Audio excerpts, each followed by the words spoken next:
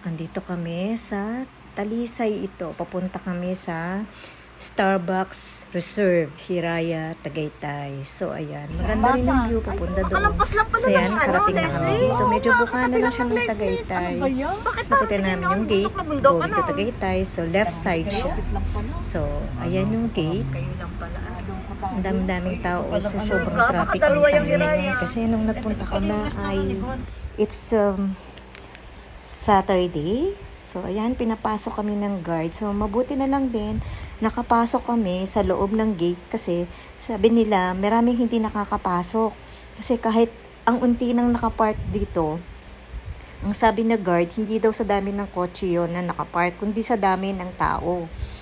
So, yan, naghahanap kami dito ng mga mapaparking. So, ang daming tao. Nakakagulat, na excited kami na first time namin makita yung isa sa pinakamalaking Starbucks sa buong Pilipinas.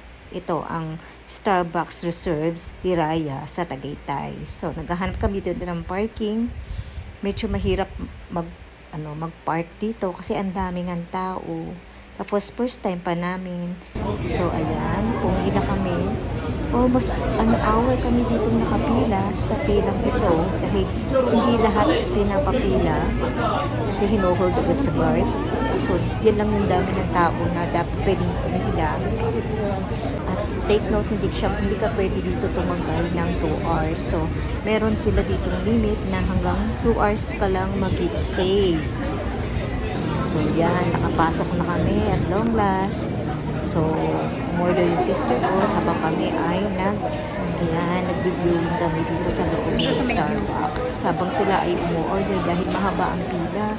Inabot din ng 30 minutes ang aming pag-order. Ayan o, napakahaba. Meron sila dito tinatawag na yung signature Starbucks drinks nila. Yung Starbucks Reserve Hiraya. So, ayan. Kami naman ay naghahanap dito ng mauupuan at table dahil sa dami ng tao. Mas dami rin nag-picture sa baba sa mga scenery. So, lahat na ng mga tables and chairs ay na siya, occupied na. So, naghanap kami sa labas.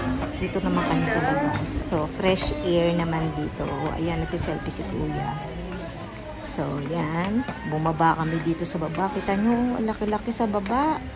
Ang sarap, fresh air. Makikita mo dito ang Taal Volcano. Ayan, no.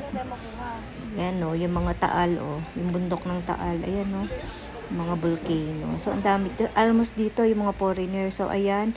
Nag-elevator muna kami. Tapos, ayan, posing-posing. Nakinain namin blueberry cake. So, ayan, yung kanilang pink cake, strawberry cake. O, ayan. Tapos, ayan, emote muna ako dito sa scenery dahil ang ganda dito. So, ayan, pinakita ko ngayon yung view ng Taal Volcano. So, ayan, dito siya.